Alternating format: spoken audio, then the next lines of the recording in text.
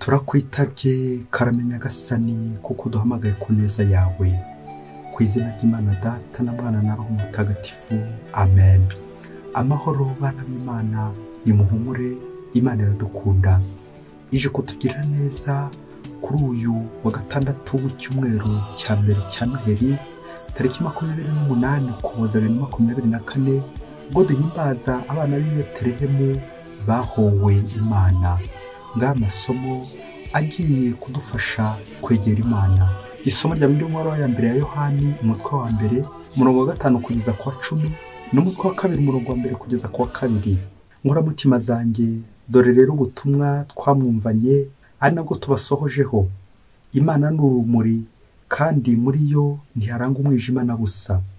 Niba tuvuze tuti twunze ubumwe nayo, nyamara tukagendera mu mwijima, tuba tubeshye, ntago tuba dukora ibihuje n'ukuri. Ariko niba tugendera mu rumuri nk'uko Imana ubwayo iba mu rumuri, tuba twunze ubumwe n'abandi, kandi amaraso ya Yezu umwana wayo akadukiza icyitwa icyaha cyose. Niba tuvuze tuti nta cyaha tugira, tuba twibeshye ubwacu, nta kuri kuba kuturimo. Ariko niba twishinje ibyaha byacu, Imana idahemuka kandi yuje ubutungane izatubabarira ibyaha byacu, kandi duhanagureho icyitwa ubucumuzi cyose. Niba rero tuvuze tuti nta cyaha twigeze dukora, tuba twigize umubeshyi, kandi ijambo ryayo ntiritubemo. Twana twanjye, iyi mbibandikiye kugira ngo mudacumura. Ariko naho umuntu yacumura, dufite umuvugizi imbere y'Imana Data, ari we Yezu Kristo intungane. Ni nawe igitambo cy'impongano y'ibyaha byacu, ndetse atari ibyaha byacu byonyine, ahubwo n'iby'isi yose. Iryo ni ijambo ry'Imana. Twararusimbutse nk'inyoni ivuye mu mutego w'umuhigi. Iyo Uhoraho ataturengera, igihe abantu bari baduhagurukiye baba baratumize bunguri mu mugurumano w'uburakari bwabo. Ubwo ngubwo amazi aba yaraturenzeho, umugezi uhurura uwo waraduhitanye. Ubwo ngubwo amazi asuma aba yaraturenze hejuru. Arakarama Uhoraho, umutego waracitse turasimbuka. Ubuvunyi bwacu buba muri Uhoraho nyirizina, we waremye ijuru n'isi. Twararusimbutse nk'inyoni ivuye mu mutego w'umuhigi. Nyagasani Yezu nabane namwe. Amagambo mu Ivanjili ntagatifu yanditswe na Matayo, umutwe wa 2 umurongo wa 13 kugeza ku wa 18. Muri icyo gihe abanyabwenge bari baje i Betelehemu bamaze kugenda, umumarayika Nyagasani abonekera Yosefu mu nzozi, aramubwira ati, byuka ujyane umwana na nyina uhungire mu Misiri, maze ugumeyo kugeza igihe nzakubwirira, kuko Herode agiye guhigahiga umwana ngo amwice. Yosefu arabyuka, ajyana umwana na nyina iryo joro, maze ahungira mu Misiri. Nuko abayo kugeza igihe Herode apfiriye. Ibyo byabereye kugira ngo huzwe ibyo Nyagasani yavugishije umuhanuzi ati, nahamagaye umwana wanjye wari mu Misiri. Nuko Herode abonye ko abanyabwenge bamubeshye, ararakara cyane, maze yohereza abica abana bose bo kuri Betelehemu n'abo ku mirenge yose yikikije, bamaze imyaka 2 n'abatarayigezaho, akurikije igihe yari yasobanuriwe n'abanyabwenge. Nuko huzwa ibyo umuhanuzi Yeremiya yavuze ati, kuri Rama wumvise ijwi riboroga riganya cyane, ni Rasheli uririra abana be, kandi yanze guhozwa kuko batakiriho. Iyo ni Ivanjili ntagatifu. Bakristo bavandimwe, Yezu Kristo akuzwe. Aha tugeze ni kuri buri munsi. Fungura buri munsi, ufungure buri munsi, ufungurira abandi buri munsi. Ijambo ry'Imana buri munsi, ineza y'Imana buri munsi. Buri munsi uhinduke, uhinduke umuntu mwiza. Buri munsi uhindure imigambi mibisha, maze ugane ku rumuri ruhoraho, ijambo y'Imana bigize umuntu atahe mu mitima yacu.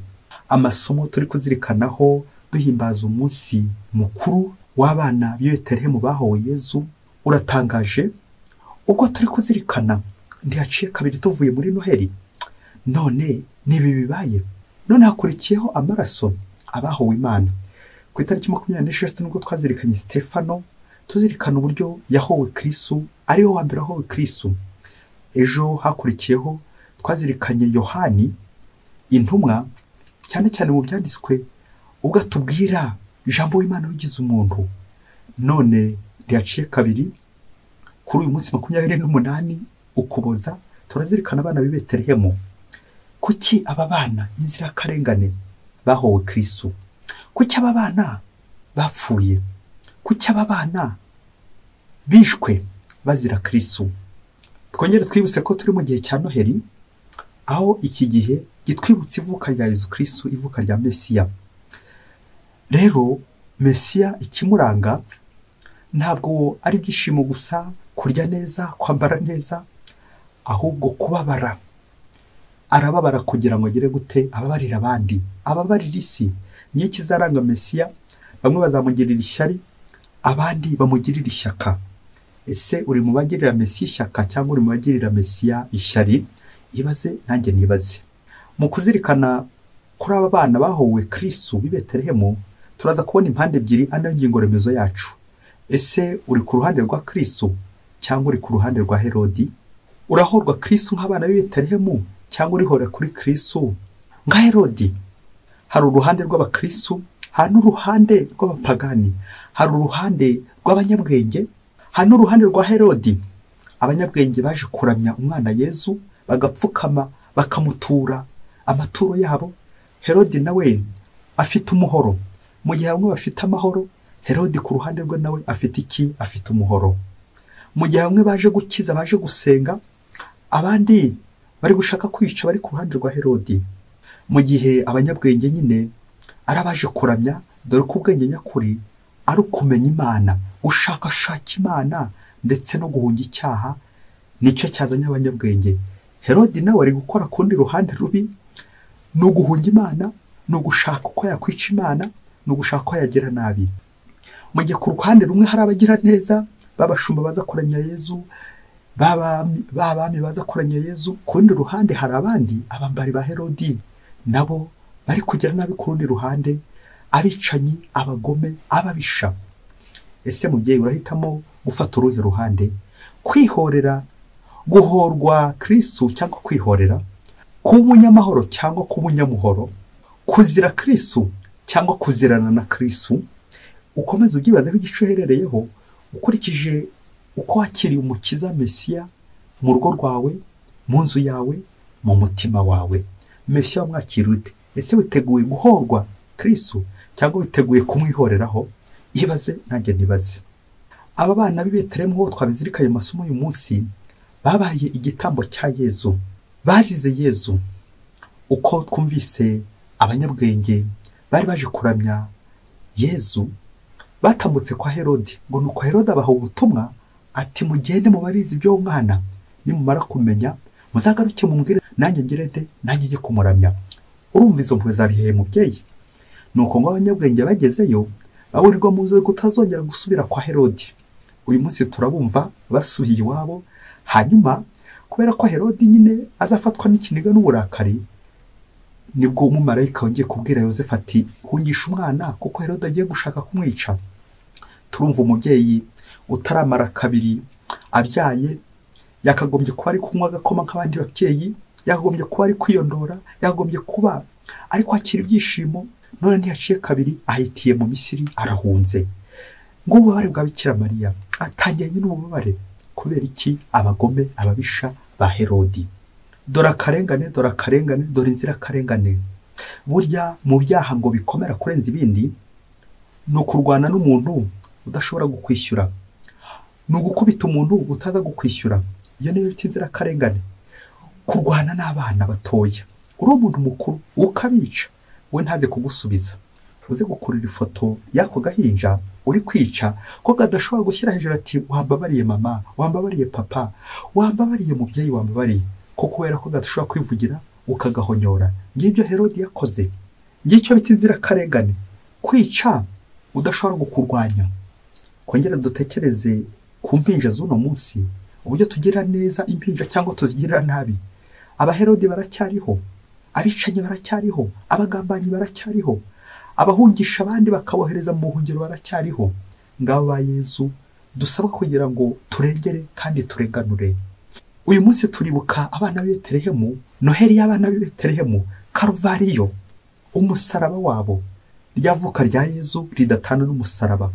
Ya mayobera atatu turi kuzirikanaho, ikirugu, Ukaristiya ndetse n'umusaraba, aho Yesu yigira muto kugira ngo duha agaciro. Ngaba bana bemeye kwitanga, ngaba bana bazize akarengane, ngaba bana bahuwe Yesu abana b'i Betelehemu uyu munsi turawerekeza ku bana b'impinja. Ababyeyi bamwe bikora mu nda bagahemukira abana b'impinja, cya gihe umwana adashobora kumanika akaboko hejuru ati mama yimbabarira, wowe ukagira utya ukabura mukuyemo. Umwana araza gukomanga ku gipangu cyawe ati nkingurira ninjire, wowe cyawe ugakinga cyangwa ukamuhwanya n'icyo gipangu bigahwaniramo ukabura mwishe. Ese ba Herodi bashize ku isi? Uzi kwibaza nawe niba ntawe mwigeze muhurira na Herodi? Ntabwo urahura na Herodi? Ntaba Herodi tubana? Herodi abana b'i Betelehemu bari kurira batabaza kubera igitugu cyawe, kubera ko bashikamiye, kubera ko uri umunyamaboko, baba ntibashobora kwivugira. Ngaka karengane. Dusabe inema yo kurengera no kurenganura abandi. Umunsi umwe hirya kure cyane muri Afurika, ngo mu gihugu kimwe ngo cyari kirimo abaturage benshi cyane. Nuko rero biba ikibazo cyane muri icyo gihugu. Abayobozi ngo baza kwicara bo muri icyo gihugu bibaza uburyo bagomba kugabanura abaturage bakagabanuka kugira ngo igihugu nyine habonekemo akayaga, habonekemo umwuka, kuko ngo bari benshi bari bakirimo. Nuko baza kureba aho baza guhera. Baravuga bati duhereye ku basaza, abasaza bashobora guturakarira kandi natwe dushobora kugendanira ko, kuko abenshi turashaje natwe, ejo n'ejo bundi nitwe tuzakurikiraho. Dosiye y'abasaza barayubika, abasaza barekera kubaho nyine bakomeza kubaho. Nuko bajya ku basore, baravuga bati ubu wakwihandagaza akica abasore bazatwica ari bo cyangwa bagatugira nabi, ikiza nabo reka tubareke bataza guturakarira. Urumva abasaza barabaretse ndetse n'abakecuru n'abasore barabaretse.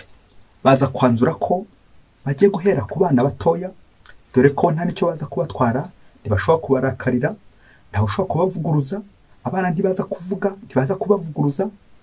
Nuko rero bahera aho ngaho ku bana.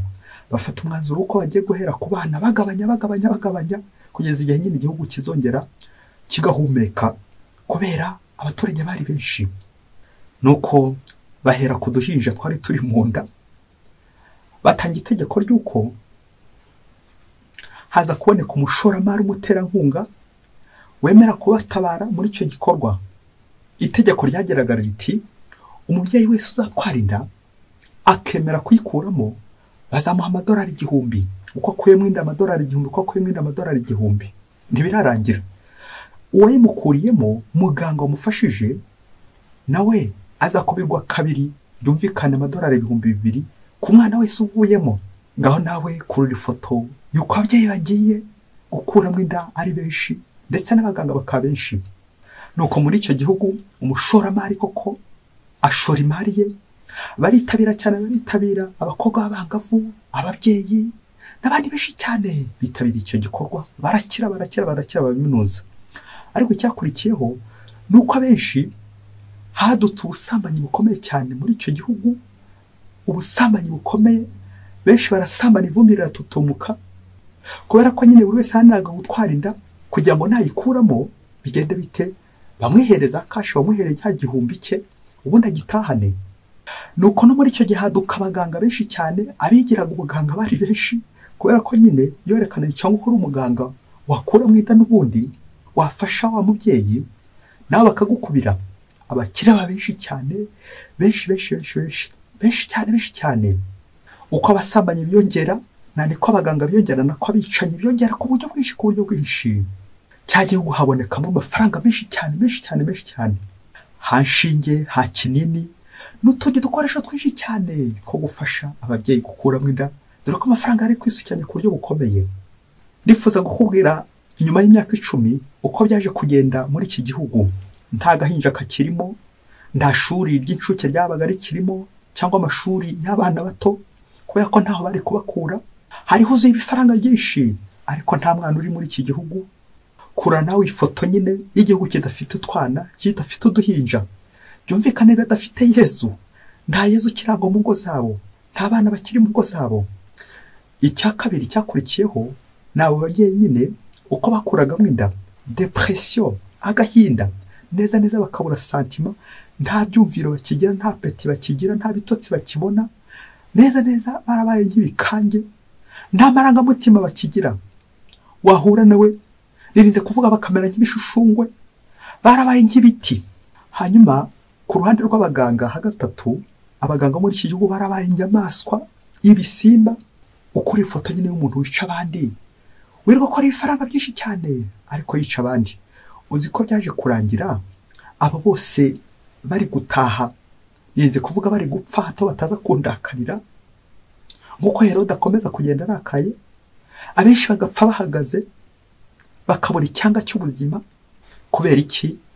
Bya bifaranga byinshi cyane barundangije ariko bagahungeta ubuzima. Bakize ibifaranga byinshi, bubatse amazu menshi cyane akomeye, ariko babuze ubuzima bwa roho, babuze Imana, babuze umwana Yesu. Ndoze kumbaza aho abayobozi b'iki gihugu kugeza ubu baherereye muri iyo myaka 10 uko bari bameze. Uze gukura ifoto nyine y'igihugu, l'avenir y'iki gihugu mu myaka iri imbere kizaba kimeze gite? Amatongo ari muri iki gihugu, abantu ubwoko bwabo bari muri iki gihugu, uburyo ari abantu benshi bahamutse, bafite za trauma, depression, bafite agahinda, ishavu, babuze Imana. Bayoboke b'Imana, Yesu Kristo akuzwe. Nawe nanjye twongere turebere mu ndorerwamo y'abicanyi, abagambanyi uko birangira. Niyo mvuga igira iti, niba ujya ugambanira abandi, ucunge neza mubyeyi ko nawe uzapfa kugambaniye. Niba ujya wica abandi, icyo uri kwicisha abandi nawe nicyo bazakwicisha. Ariko nanone erezoma, niba ugira neza uzapfa umugira neza, uzagera ku Mana umugira neza. Twongere twirebe natwe aho twagiye duhemukira Imana. Akenshi ugasanga ingo zacu, ibipangu byacu, aho kugira ngo dutuzemo Yesu, twagiye dutuzamo ba Herode. Twongere turebe mu mavuriro yacu, ibitaro byacu, aho twakagombye kubonera ubuzima, ya maternité nka kurya Bikira Mariya abyara.